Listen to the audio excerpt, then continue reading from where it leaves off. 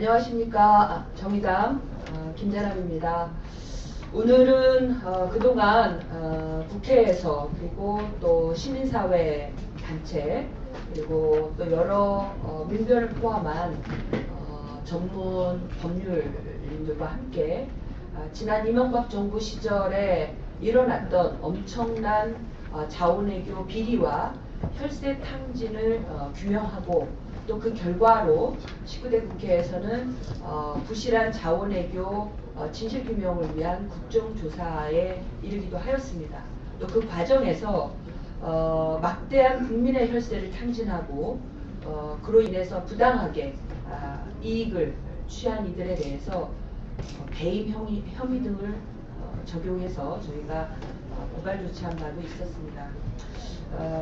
그런 와중에 최근 8일 강영환 석유공사 전 사장에 대해서 자원외교 관련 업무상 배임이 제1심에서 무죄 판결을 받았습니다. 모든 국민들이 다 알고 있는 혈세 탕진의 실체가 이렇게 1심에서 무죄로 판결난 것은 도무지 납득할 수 없는 그런 처사입니다. 그래서 오늘 이 자리는 자원외교 부실 수사에 대해서 법원의 봐주기 1심 판결에 대한 규탄의 내용을 담아 기자회견을 갖는 자리입니다. 오늘 함께 하신 분들 소개해드리고 또 그 취재 말씀 간략히 드리도록 하겠습니다. 오늘은 그동안 국회에서 자원외교 이명박 정부 자원외교 비리 그리고 혈세 탕진의 진실을 규명하고 또 이를 바로잡기 위해서 이 혈세 탕진의 실체는 지금까지 계속되고 있습니다. 이러한 부실에 대한 청산과 대책을 요구해왔던 국회 활동 의원들과 함께했습니다.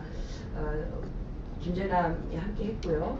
더불어민주당의 전순옥 의원, 홍익표 의원, 전정희 의원, 백재현 의원, 김현 의원, 노영민 의원, 최민희 의원, 이원우 의원, 오영식 국회의원이 함께 기자회견에 참석을 했습니다.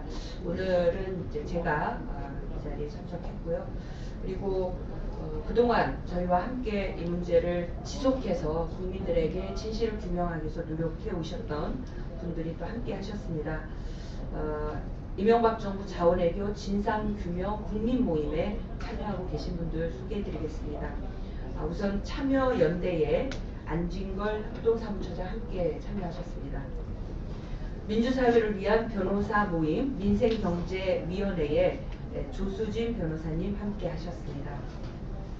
그리고 그동안 하베스트를 비롯해서 자원공기업의 혈세 탕진의 실체를 규명하기 위해서 정말 밤낮으로 노력을 해오셨는데요. 민변에 함께 하고 계십니다. 김경률 회계사께서 함께 참여하셨습니다. 그리고 전국공무원노동조합, 한국발전산업노동조합, 나라살림연구소, 지식협동조합, 좋은나라, 사회공공연구원이 함께 하고 있습니다. 다 아시는 바처럼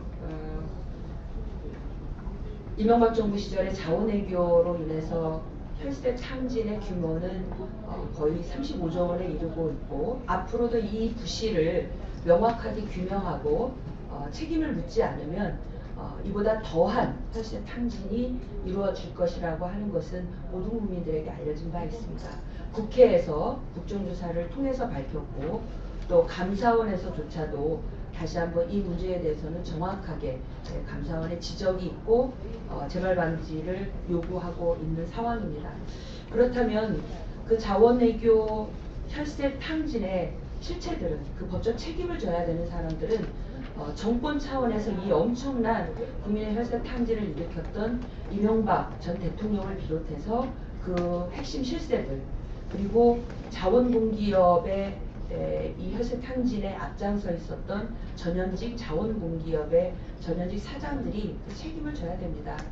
가장 대표적인 사례로 하베스트를 인수하는 과정에서 정말 말도 되지 않는 부실한 날을 인수하고 그 부실한 날을 인수한 결과로 최근에는 완전 헐값에 매각을 하면서 국민들에게 2조 원의 다시 혈세 탕진을 안겨줬던 것은 모든 국민들에게 경악스러운 일로 다 드러나 있는 일입니다. 이에 대해서 법원에서 1심 무죄 판결을 했다는 것은 어떤 국민도 납득할 수 없는 그런 처사이다. 최근 국정조사 과정에서 전현직 실세들을 불러내는데 새누리당과 정부는 거의 그 방패막이 역할을 하면서 가로막아 왔었습니다. 그리고 저희가 최경환 장관에 대한 책임을 물을 때도 정부는 방패막이로 가로막아 왔었습니다. 광물공사, 가스공사, 석유공사의 전현직 사장들을 저희가 법원에 검찰 고발했음에도 불구하고 강영원 사장 외에는 불기소, 불구속 처분하는 이런 어처구니 없는 일들이 있었습니다. 죄를 지은 자는 분명히 있는데 이에 대해서 이렇게 면죄부를 주는 처사, 국민들은 도저히 납득할 수 없습니다. 최근 황교안 총리를 비롯해서 정부는 부정부패를 척결하겠다고 합니다. 부정부패 척결을 해서 국민들의 돈이 혈세가 낭비되는 것을 막겠다고 합니다.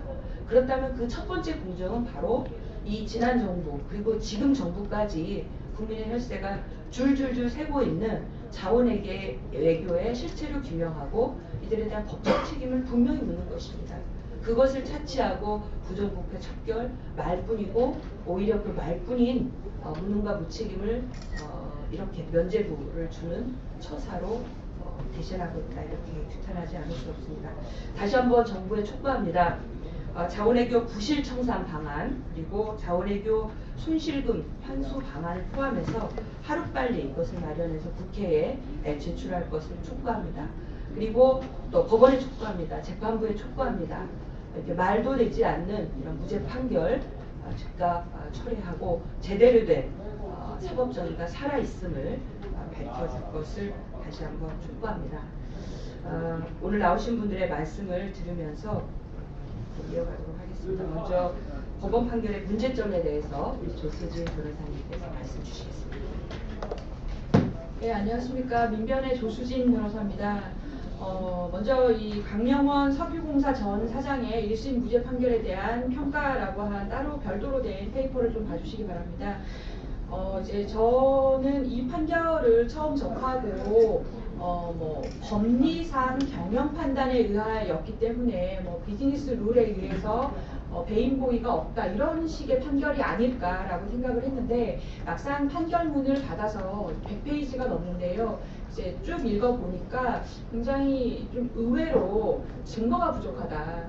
즉 배임 고의가 있었다라는 증거가 부족하다라는 게 핵심이었습니다. 어떠한 이제 법리 판단으로 간 것이 아니라 그래서 이것이 검찰 기소 자체가 이제 그 증거가 부족할 수도 있겠지만 판결문에 드러난 것으로는 법원에서 지나치게 피고인에게 유리한 증거만을 믿고 피고인에게 불리한 그동안의 국정조사라든지 감사원 조사라든지 심지어는 석유공사 내부 감사 결과까지 감사처의 부서의 의견까지도 믿기 어렵다. 날이 부실했다는 점에 대한 증거가 부족하다라든지 강영원 전 사장이 배임 고의가 있었다는 점을 믿을 수 있는 증거가 없다, 직접적인 증거가 없다, 추단할 수 있다, 이런 식으로 이제 판결문이 구성되어 있는 것을 볼 수 있었습니다. 그래서 굉장히 좀 유감스러운 점이 많고요. 총평을 먼저 보시면 그 법원의 무죄 이유는 법리 때문이라기보다 증거가 없다는 것이 핵심으로서 강영원 전 사장의 사장으로서의 임무 위반을 입증할 증거가 부족하다. 이렇게 결론을 맺고 있습니다. 그런데 이제 113쪽으로 된 판결문을 쭉 보면 이 하베스트 인수 과정에서의 문제점에 대한 사실관계는 전체적으로는 검찰이 주장하는 그동안의 언론에서 보도된 사실관계를 대체로 인정하고 있으면서도 세부적으로 이 강영원 전 사장에게 불리한 부분만은 믿을 수 없다. 이런 식으로 구성이 되어 있습니다. 구체적으로는 법원에서 인정한 사실관계는 강영원 전 사장이 2009년 10월 17일 오전에 하베스트 사장으로부터 2009년 10월 21일까지 단 5일간만 하베스트를 인수할 수 있는 독점 협상 기간을 주겠다라는 제안을 받은 점, 그리고 그것으로 인해서 하베스트 인수 시에 그동안 검토되지 않았던 하류 부분인 하베스트 중에서 하류인 날에 대한 가치 평가가 급히 이루어질 수밖에 없었고, 그래서 충분히 뭐 실사가 되지 않았다든가 검증이 이루어지지 않은 점은 판결로 인정을 했습니다. 그리고 그 당시에 국내외 언론이 굉장히 부정적이었던 점, 그리고 이후 실제로 이 하베스트 중에서 하류 부분인 날에서 대규모 손실이 발생하는 바람에 결국에는 매각했던 점 등의 큰 사실관계는 모두 인정을 하면서도, 그럼에도 불구하고 첫 번째로는 피고인이 손해를 예상하고도 나를 인수했다라는 직접적인 증거가 없다라는 표현을 쓰고 있고요. 두 번째로 피고인은 메릴린치의 자문을 받고 짧은 시간 내에 할 수 있는 만큼 한 것이 아니냐라는 점을 인정을 하면서 이 메릴린치의 자문이 잘못됐다는 증명이 없다라고 하고 있습니다. 이 판결문에 굉장히 많은 부분이 날이 부실한 회사였다는 증명이 없다라는 부분에 할애가 되어 있는데, 이것은 그동안에 국정조사, 국감, 그리고 감사원 조사, 그리고 여러 보고서 등에서 나타난 내용과 완전히 배치되는 내용으로서 이 부분에 대한 법원의 판단은 상당히 아쉬운 점이 있다고 보겠습니다. 그리고 마지막으로 이제 법원은 이 매도자인 하베스트가 제안했던 5일이라는 짧은 기간 내에 이 피고인이 최경환 장관과 면담을 했고 석유공사 직원들과도 상의를 했고 또 이사회에 이제 서술하게 보고를 하긴 했으나 어쨌거나 이사회를 거쳐서 결정한 것이기 때문에 피고인의 책임으로 돌리기 어렵다, 단독 책임으로 돌리기 어렵다라는 취지로 판시를 했습니다. 이 판결문의 결론을 그대로 읽어드리겠습니다. 공소사실에서 문제 삼고 있는 피고인의 업무 위배 행위들은 기초가 되는 사실들이 인정되지 않거나 석유공사 조직이 아닌 피고인 개인에게 책임을 묻기 적절하지 않거나 책임과 관련시키기 어렵다. 그러므로 피고인은 무죄. 이렇게 결론이 되어 있습니다. 결과적으로 추가하자면 이 사건은 이 직영부, 그리고 직영부는 지시 행위를 하고 강영원 사장은 계약 행위를 하고, 그리고 자문사인 메릴리치는 허술한 자문을 하고, 석유공사 직원들은 이것을 이행을 하고, 그리고 이사회에서는 부실하게 검토를 하고, 이러한 조각조각의 행위들이 조각을 이루어서 결국에는 거대한 배임 행위라는 행위를 이룬 것인데, 검찰에서 그 중에 단 한 조각인 강영원 전 사장만을 떼어서 꼬리자리식으로 윗선을 배제한 채 기소한 것이 이러한 무리한 기소가 결국에는 무죄 판결까지 이르렀다라고도 볼 수가 있겠습니다.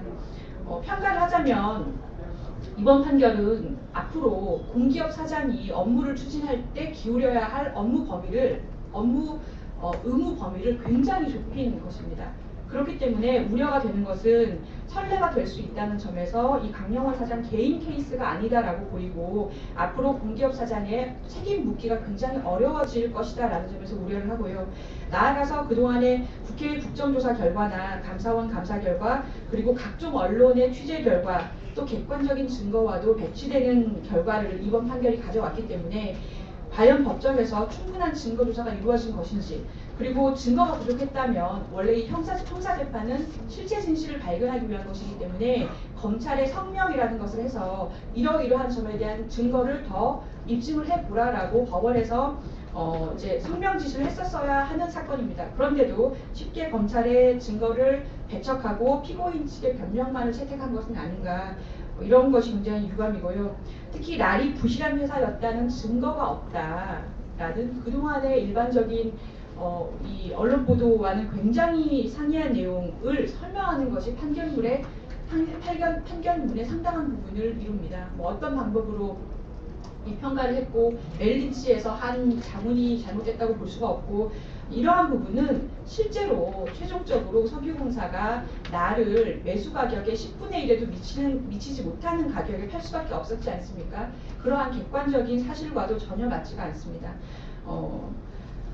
심지어는 실사를 하지 않은 점도 잘못이 없다라고 하고, 이사회에 제대로 보고하지 않은 점도 잘못이 없다, 이런 식으로 이제 판시가 되어 있어서 결론적으로 앞으로 이 3번 재판을 하는 것 아닙니까? 1심이 끝났을 뿐이기 때문에 2심 재판에서는 철저한 증거 조사를 해서 이번 1심 판결을 파기하는 것이 타당하다고 보입니다.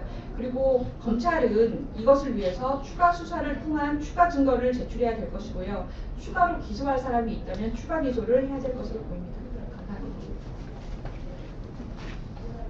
네, 우리 김경률 참여연대 조세재정 개혁센터 회계사님으로부터 또 같이 의견을 들어보도록 하겠습니다. 네, 안녕하십니까. 그동안 자원외교 관련해서 이렇게 자료를 검토한 지가 한 2년이 됐는데요. 그중에 그 하베스트는 제 개인적으로 가장 엽기적인 사건 중에 하나였습니다.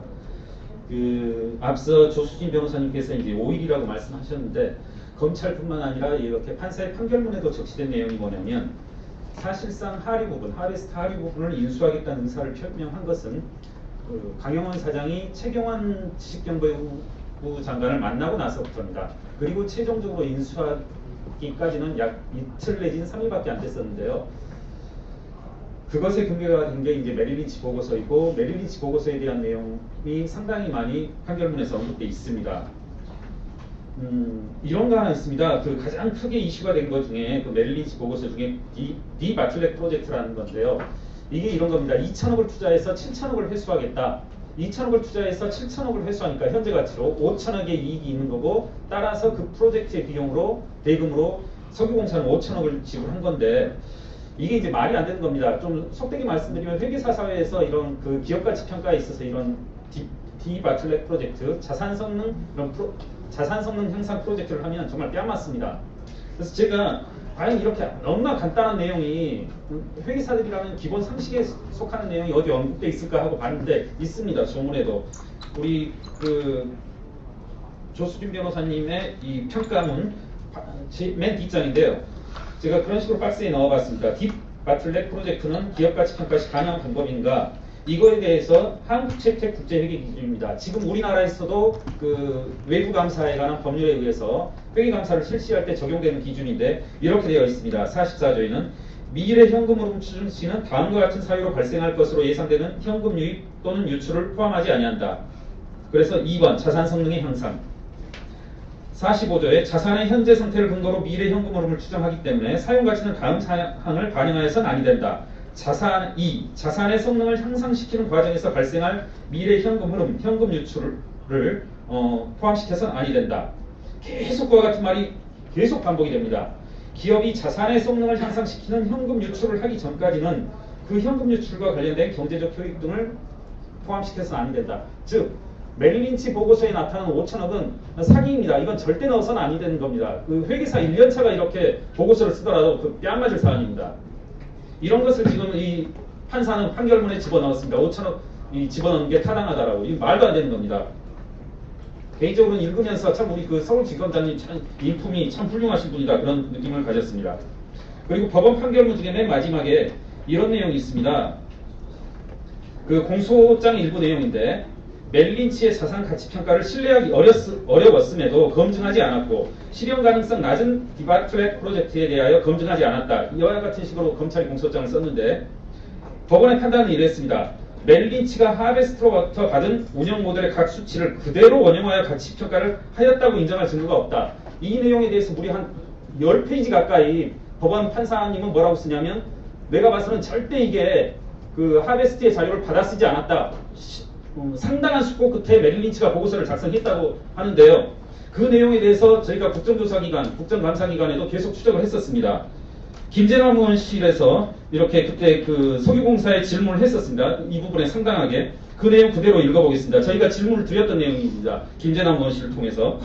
메릴 린치의 보고서 24쪽 비 바틀렉 프로젝트의 제시자는 누구인지 보고서에 따르면 소스를 컴퍼니 디스클로저라고 하는 바 그 구체적인 출처는 당의 공시가 하베스트 측의 비공개 자료의 제공인지 아니면 어떠한 공시 공개 자료가 근거가 되었는지 등을 설명할 것.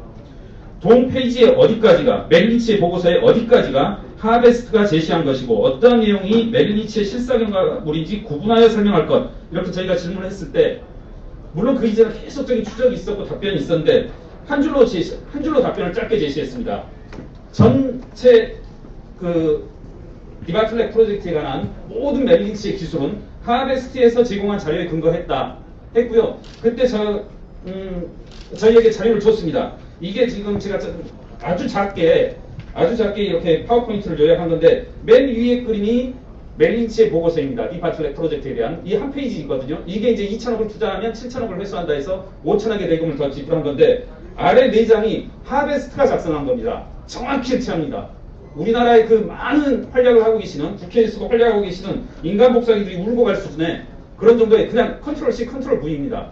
이와 같은 내용을 그대로 둔 채로 멜린치가 하베스트로부터 받은 운영 모델의 각 수치를 그대로 원용하여 가치 평가를 하였다고 인정할 증거가 없다. 이 차고 넘치는 증거 앞에서 법원은 감히 이런 표현을 쓸 수 있는지 정말 붕괴하지 않을 수 없습니다. 제가 오늘 이 두 가지 사안을 말씀드렸고 판결문을 읽으면서 정말 실수를 금치 못할 부분이 연속적으로 이어집니다. 한 가지만 더 예를 들면 이 2009년 하베스트 인수 당시에 그 1조 원의 자산을 이렇게 손상을 처리합니다. 1조 원의 자산이 가치가 없다고 하베스트 스스로 이렇게 그 손상을 처리하는데요. 이에 대해서 법원의 판결문을 보면 그것은 1조 원에 달하는 장부를 싸게 샀다는 의미다. 여러분 생각해 보십시오. 여러분한테 누가 친구분이 벤츠 S클래스 2015년 생산분을 200만 원에 사라. 그럼 어떻게 생각하시겠습니까, 여러분은? 아, 200만 원 싸다 이렇게 생각하십니까? 그건 벤츠 S클래스 그게 쓰레기다라는 걸 의미합니다. 하베스트에 가지고 있는 자산들이 쓰레기다라는 그런 자기 진술에 대해서 법원 판단은 이건 우리가 싸게 샀다는 걸 의미한다. 이런 엉뚱한 판단을 가지고서 그런 기조를 가지고서 이런 웃지 못할 그런 판단을 내린 것입니다. 이상입니다.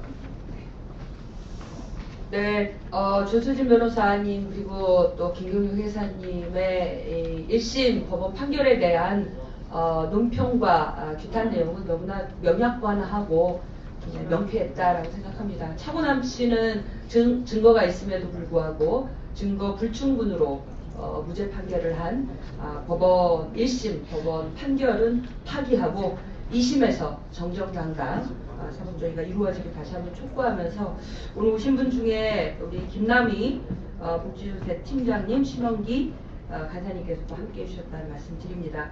기자회견문은 나눠드린 보도자료로 대신하도록 하겠습니다. 아무쪼록 온 국민이 관심을 가지고 지켜봤던 이명박 정부의 자원 외교의 부정부패 비리 그리고 혈세 탕진의 실체가 다시 한번 규명이 되고 국민들에게 정말 시원한 책임이 규명될 수 있도록 법원의 분발과 정의로운 활동을 촉구하겠습니다. 국회에서도 마지막까지 최선을 다하겠다는 말씀으로 오늘 기자회견을 마치도록 하겠습니다. 함께해 주신 모두 감사드립니다.